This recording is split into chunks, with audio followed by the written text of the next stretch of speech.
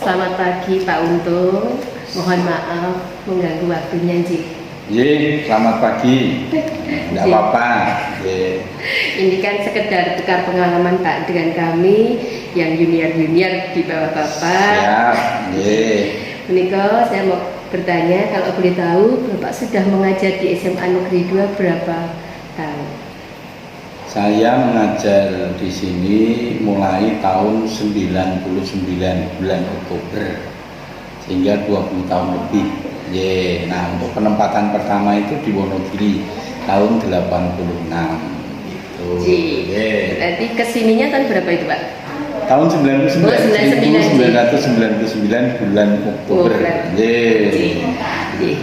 Selama ini kan sudah 20 tahun Pak Bapak kan sudah mengalami banyak sekali perubahan kurikulum. Nah, menurut Bapak, yang Bapak lakukan selama ini, pembelajaran yang menyenangkan itu yang bagaimana tuh Pak? Nah, memang betul berbagai perubahan terjadi, tetapi seorang guru itu harus berupaya bagaimana menyesuaikan perubahan yang terjadi dan terus membuat dalam pembelajaran itu bisa tersampaikan ke anak didik atau ke peserta didik, sehingga apapun perubahan kurikulumnya tidak ada masalah, tetapi bagaimana seorang guru itu bisa membawa materi itu tersampaikan ke peserta didik. Maka perlu trik-trik tertentu dalam pembelajaran itu.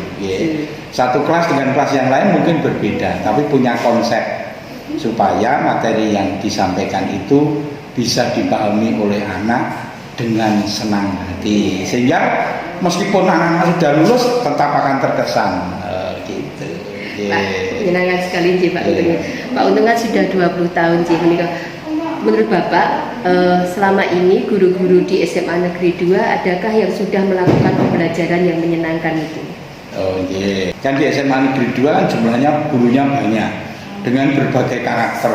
Tentu masing-masing guru mempunyai konsep dalam pembelajaran, dan saya percaya masing-masing guru tetap akan berupaya untuk menyampaikan materi siswa senang dengan karakter mereka masing-masing. Jadi pada prinsipnya saya percaya bahwa SMA 2 ini Bapak Ibu gurunya senantiasa berupaya untuk menyampaikan materi itu dengan baik, anak-anaknya senang gitu. Kalau gitu Pak, kalau ini kan dari segi gurunya Pak. Kalau misalnya dari segi sarana prasarana, menurut Bapak sarana prasarana yang mendukung yang sudah dilakukan di sekolah SMA Negeri 2 ini seperti apa Pak? Nah, untuk ketercapaian suatu tujuan itu memang harus didukung berbagai pihak, berbagai sarana supaya goal itu terwujud. Seperti pada unsur manajemen itu kan ada 5 unsur, sama dalam pembelajaran juga perlu unsur-unsur ini mendukung. Nah, maka sekolah untuk mencapai kesuksesan anak berhasil dalam menyelesaikan pendidikannya di SMA 2, sekolah menyediakan sarana prasarana untuk memfasilitasi guru-guru dalam mengajar. Ada LCD, ada internet yang bisa dipakai oleh anak-anak untuk mengembangkan kompetensinya, pemahamannya ketika guru-guru memberikan tugas untuk memahami suatu permasalahan dan sebagainya. Demikian juga perpustakaan dengan berbagai media yang bisa dicermati, termasuk saya pada waktu mengajar. Itu saya kalau ditanya dengan siswa yang saya belum persiapkan, mesti anak-anak saya ajak untuk memahami melalui media pembelajaran di internet. Kemudian kita jelaskan dan kita pahamkan bersama, maka anak-anak akan dengan senang memahami materi yang kita ajarkan. Itu pentingnya sarana, dan itu memang perlu sekali. Ini kan faktor internal Bapak, sarana prasarana, guru. Kalau begitu, bagaimana peran seorang kepala sekolah Pak dalam mendukung menciptakan pembelajaran yang menyenangkan ini Pak? Ya, sebagai seorang kepala sekolah ya, menurut saya itu memang menjadi manajer sekolah, direktur sekolah yang mempunyai otoritas ya untuk menetapkan Tetapi otoritas itu harus juga berpihak pada guru, juga berpihak pada siswa untuk kesuksesan goal sesuai dengan visi misi sekolah. Nah, kalau kita mencoba mempelajari dari perkembangan media yang ada, kemudian di sana ada CGP, calon guru penggerak, kemudian kita melihat tujuan-tujuannya ini, ya kepala sekolah harus mulai memfasilitasi, mewujudkan itu supaya betul-betul guru ini bisa menjadi guru penggerak yang bisa memajukan sekolah ini, sehingga kepala sekolah memang berperan untuk memajukan, memberikan fasilitas dan seterusnya, sehingga bisa mewujudkan visi misi dari sekolah.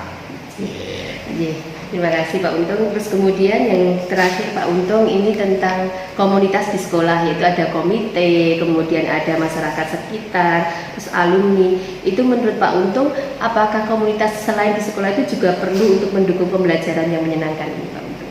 Oke.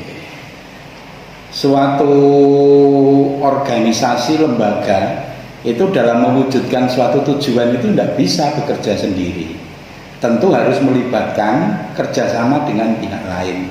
Maka lembaga pendidikan dalam hal ini sekolah juga harus melakukan kerjasama dengan pihak lain. Satu, dengan orang tua itu tidak bisa, yang diwakili oleh komite itu harus kerjasama, harus kita bangun di sekolah bagian kita untuk memberikan pembelajaran, pendidikan, materi, karakter dan seterusnya. Dan nanti yang di rumah kan orang tua yang dikemas dalam komite. Nah, kemudian untuk keberhasilan ke depan anak-anak lulus, untuk wacana ke depan, nah ini bisa kita sambungkan dengan alumni-alumni yang telah berhasil dan seterusnya. Maka perlu ini alumni ini untuk kita kemas juga dalam mewujudkan keberhasilan anak-anak. Tidak hanya berhasil dalam lulus di SMA, tapi nanti punya wawasan. Seperti pada kegiatan Edu Expo, alumni kita panggil, itu memberikan bimbingan untuk ke depan sekolah perguruan tinggi ini dan seterusnya. Itu langkah awal yang luar biasa. Nanti setelah itu harapan saya, harapan kita sekolah ini, nanti ke depan kalau sudah lulus, nah kita kemas, kita alumni ini, boleh kegawian lah katakanlah, itu kan membuka kesempatan kerja, karena memang kompetisi di lapangan kerja itu luar biasa. Maka perlu adanya ya ini loh momen-momen ini. Itu Pak Untung, terima kasih sudah menyediakan waktunya. Terima kasih juga ilmunya, dan ini nanti saya izin ya Pak untuk di-share ya di tugas kami sebagai guru penggerak dalam komunitas praktisi di sekolah ini. Ya, satu lagi. Nah ini pesan saya supaya ini kan sudah Porna di 31 Mei ini kan sudah hari terakhir untuk mengajar di SMA Negeri 2. Maka kami berharap Bapak Ibu guru itu bagaimana bisa menemukan sesuatu yang bisa mempermudah anak-anak untuk memahami materi. Seperti Bu Tati, itu kan dengan trik-trik tertentu mempunyai suatu inovasi tertentu yang bisa memicu anak-anak untuk bersemangat dalam belajar dengan sistem maraton. Ini luar biasa. Bagaimana itu bisa memotivasi Bapak Ibu guru yang lain untuk menemukan hal-hal itu. Kalau saya dalam pembelajaran ekonomi, saya menggunakan nama-nama dan itu saya terus seperti itu, misalnya Miun. Nah ini nanti anak-anak akan terkesan, oh Miun ini ya, dan seterusnya misalnya, atau menemukan trik-trik lain. Nah, monggo itu yang muda-muda ini harus berkreasi untuk menemukan sesuatu yang menciptakan pembelajaran yang menyenangkan, akhirnya semuanya berfokus pada peserta didik. Matur nuwun. Terima kasih Pak Untung, selamat pagi. Semoga barokah di masa pensiunnya, sehat selalu Pak Untung. Terima kasih Pak Untung.